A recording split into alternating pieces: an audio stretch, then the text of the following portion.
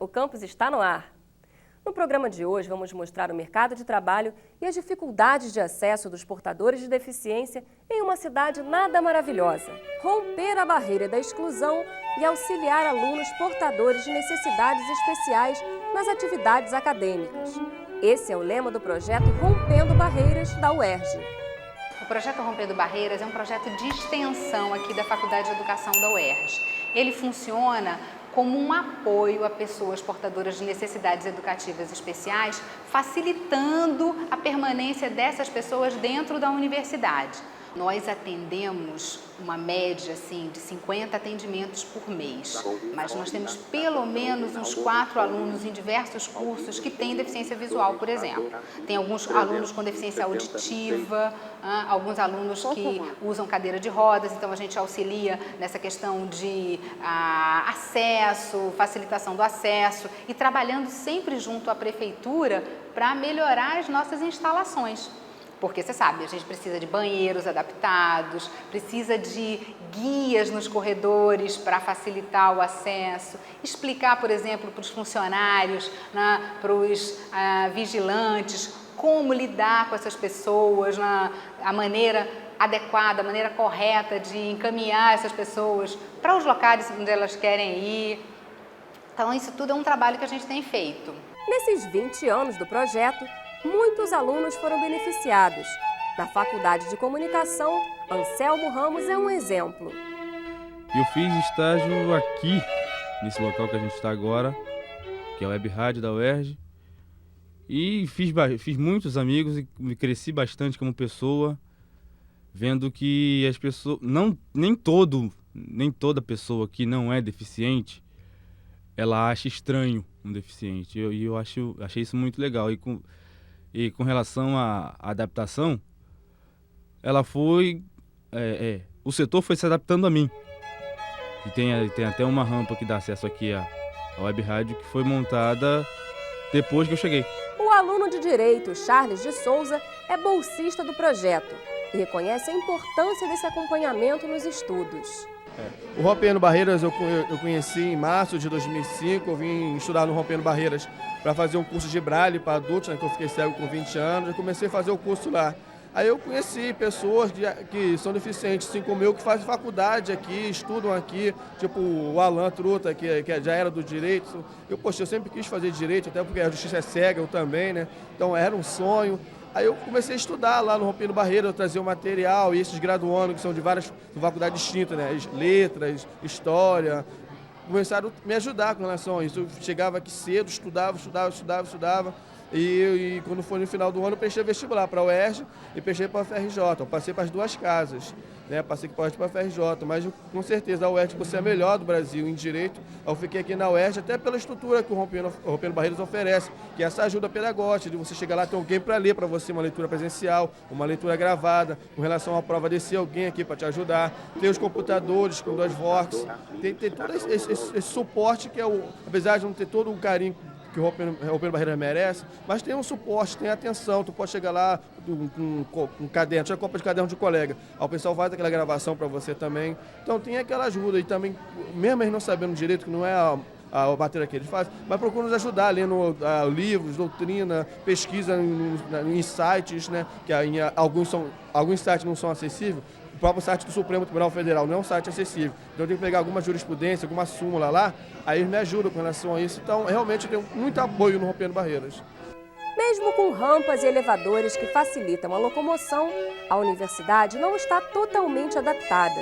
Algumas coisas ainda precisam ser repensadas. As coisas hoje estão bem mais fáceis do que na minha juventude. Mas ainda há muita coisa para ser superada. Temos ainda que romper muitas barreiras, para aproveitar o nome do programa. Passamos a palavra agora à coordenadora geral do programa Rompendo Barreiras Luta pela Inclusão, professora Aida Regina Monteiro de Assunção. Esse encontro é para vocês. O encontro tem exatamente esse objetivo, discutir as melhores formas de colocar a inclusão dentro da universidade, nos espaços da universidade. Ainda falta muita coisa, porque as rampas aqui não são as rampas que são as corretas, de acordo com o decreto 5296, não há marcação tátil no solo para me saber que eu estou chegando na sala certa, não há marcação em braille para dizer que a sala é essa, mas estão procurando melhorar com relação a isso. A nossa biblioteca dispõe também de um departamento de vídeo. O ledor vem do Rompendo Barreiras, não é da minha faculdade, são alunos da graduação aqui da UERJ, mas não são específicos do meu curso, então são pessoas que alguns termos não entendem. Para achar um artigo, um capítulo de um código, demanda mais tempo, então dificulta um pouco para mim fazer uma prova, mas eu creio que vai haver uma acessibilidade maior da minha faculdade com relação a isso. Andando pelas ruas de Botafogo, a advogada Márcia Muri encontra muitos obstáculos pelo caminho. As ruas ainda não estão adaptadas. A cidade de forma alguma está preparada. Primeiro as calçadas. Quando dá para a gente caminhar nas calçadas, o que a gente vê pela frente? Os carros impedindo o nosso ir e vir, bloqueando. Quando não tem carro, claro, não tem carro por quê? Porque a calçada não está legal, está esburacada, então é claro que o carro não vai estacionar em cima da calçada. E quando a gente consegue passar entre os carros, aí vai para a rua para poder atravessar a rua, né, de uma extremidade para outra. Tem outros carros embarreirando justamente nosso ir e vir. A rampa de acesso para a gente já era, porque daí tem carro na frente impedindo o acesso. Então, o ir e vir está muito comprometido. Os ônibus, em geral, também não estão preparados para receber pessoas cegas, pessoas cadeirantes, enfim, pessoas que precisam de que o ônibus tenha uma outra disposição diferente da que ele tem hoje. Ando assim nas ruas, eu percebo que tem vários buracos, as calçadas não são retas, poderiam ser retas. Aí eu tenho até dificuldade de transitar minha bengala para poder andar, que ela pega assim na rua. Aí eu tenho até dificuldade de andar com a bengala quando tem buracos na calçada. Eu acredito que os próprios deficientes que têm que se organizar e têm que se conscientizar e exigir que seus direitos sejam garantidos, né? A inclusão, ela significa nada mais que garantir a participação das pessoas na sociedade, com os mesmos direitos e oportunidades. As dificuldades estão presentes também na hora de conseguir um emprego. A gente herda uma cultura da exclusão, né, onde a pessoa com deficiência sempre era vista dentro da sociedade como uma pessoa fragilizada, né, inválida, incapaz, que não estava apta para exercer uma atividade laboral. Há que haver políticas públicas que efetivamente possibilite a entrada, a inclusão desse público no mercado formal de trabalho. Olha, em relação ao passado, o número que nós temos hoje de pessoas com deficiência incluída no mercado formal de trabalho é bastante expressivo, mas é um número, se você for comparar a existência do percentual de pessoas com deficiência dentro da sociedade, ainda é um número muito inexpressivo. Para você ter ideia, no último ano de 2007, nós tivemos no Rio de Janeiro uma inclusão de aproximadamente 2.700 pessoas, quando o município deveria empregar aproximadamente 5.000 pessoas. Há uma consciência social para isso, há muitas empresas engajadas, tem muitas também que ainda não têm consciência nenhuma para esse setor, mas o fato é que a cidade do Rio de Janeiro está no rumo certo para resolver isso muito em breve. Esta rede de supermercados, além de ter consciência cidadã, atende à Lei 8.213 de 1991, que obriga empresas a incluir portadores de deficiência em seu quadro de funcionários. Precisa entender que essas pessoas, por elas aprenderem a lidar com as suas próprias deficiências, as suas limitações, elas trazem consigo qualidades vitais para a empresa, né? E a empresa se torna muito mais ética, a empresa se torna muito mais responsável socialmente e também não podemos negar que depois de um trabalho de inclusão, ela também tem uma imagem diferenciada no mercado de trabalho. Acho que isso é verdadeiramente, não é, um dever de cidadania, mas também uma recompensa muito boa, né, muito gratificante para as empresas. Nós temos aqui nessa loja mesmo, não é, no setor de padaria, uma funcionária com deficiência mental que há 17 anos trabalha na empresa, quer dizer, muito antes da lei, não é, de inclusão obrigatória para as empresas. Rian e Alexandre são empacotadores. Vilma trabalha no setor de padaria. O que eles têm em comum? Os três trabalham com dedicação e gostam do que fazem. E eu tenho que agradecer são 3 pessoas, mas de preferência as 2 pessoas, a minha esposa e a tia Laura. Por quê? A minha esposa porque ela, resolvendo algum problema, achou no centro da cidade um 997 e a prefeitura que lida com o FUNLAR. E através de lá, com os psicólogos, eu vim parar aqui. Deficiência é uma coisa muito difícil de ser lidada, porque nem todo mundo aceita deficientes. A empresa mundial é uma empresa tão boa que lida com isso com a maior facilidade e quer mostrar para as outras empresas que isso não é nenhum bicho de 7 cabeças. Eu fiquei sabendo que ia ter vaga aqui mais ou menos e me inscrevi e passei. Plano de saúde, plano dentário, escola e ajudas também, ótima. Para crescer muito, chegar a gerente. Eu, 17 anos, sou nessa firma. Eu gosto dos meus amigos aqui, eles são tudo legal comigo. Conheço todo mundo se dá comigo aqui. Eu tenho uma casa para me morar, moro bem, moro com minhas irmãs, com meus irmãos, com minhas famílias. Só. Na hora do trabalho, o supervisor garante que os direitos são iguais. Os portadores de deficiência têm o mesmo direito que todos os outros empregadores têm. Sendo que a gente respeita mais, a gente está sempre ajudando, entendeu? Qualquer problema a gente está sempre auxiliando. Tem diminuído o preconceito que, inclusive, nossos trabalhadores especiais têm um bom relacionamento com os clientes.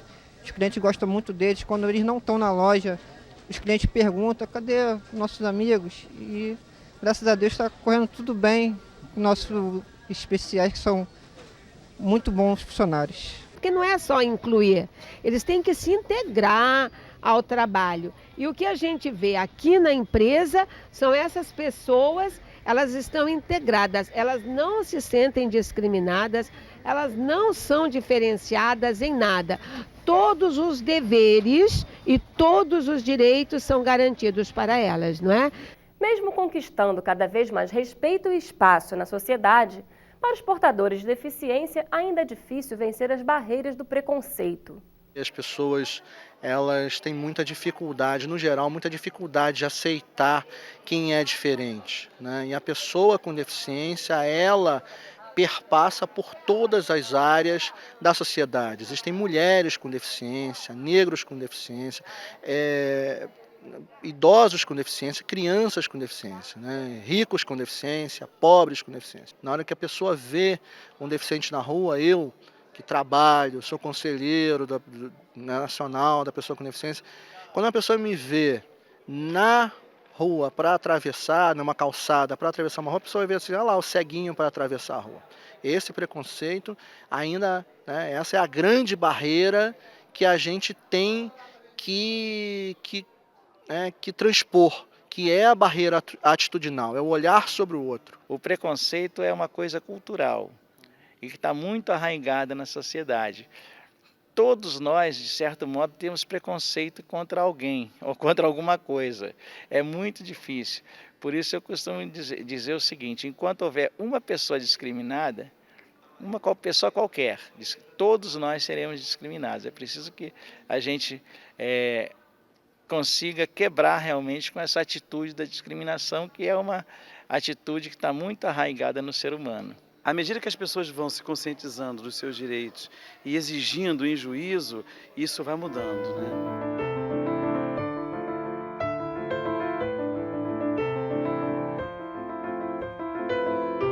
como incluir? Diminuindo o preconceito. É uma utopia? Talvez seja, porque o homem ele é preconceituoso, porque o homem ele julga, ele pré-julga que você pode, que o outro não pode, que o outro pode assim e que aquele não pode assado.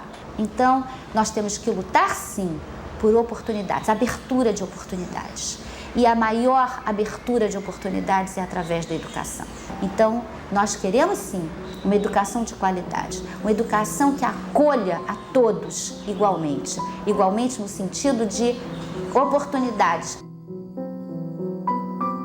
Eu estava num restaurante em Lisboa e estava sozinho até, e de repente eu pensei, e se nós fôssemos todos cegos?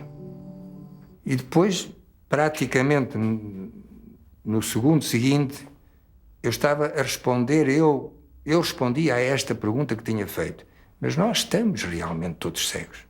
Cegos da nossa própria, cegos da razão, cegos da sensibilidade, cegos, enfim, de tudo aquilo que faz de nós não um ser razoavelmente funcional no sentido da relação humana, mas, pelo contrário, um ser agressivo, um ser egoísta, um ser violento. Isso é o que nós somos. E o espetáculo que o mundo nos oferece é precisamente esse. Um mundo de desigualdade, um mundo de sofrimento, sem justificação. É melhor, com explicação, podemos explicar o que se passa, mas não tem justificação.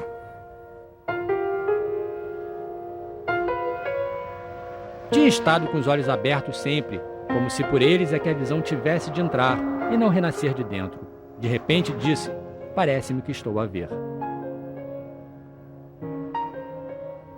Que nós realmente consigamos dar a cada pessoa aquilo que ela precisa ter, que é a noção de cidadania. Mas não é essa cidadania barata que se veicula por aí.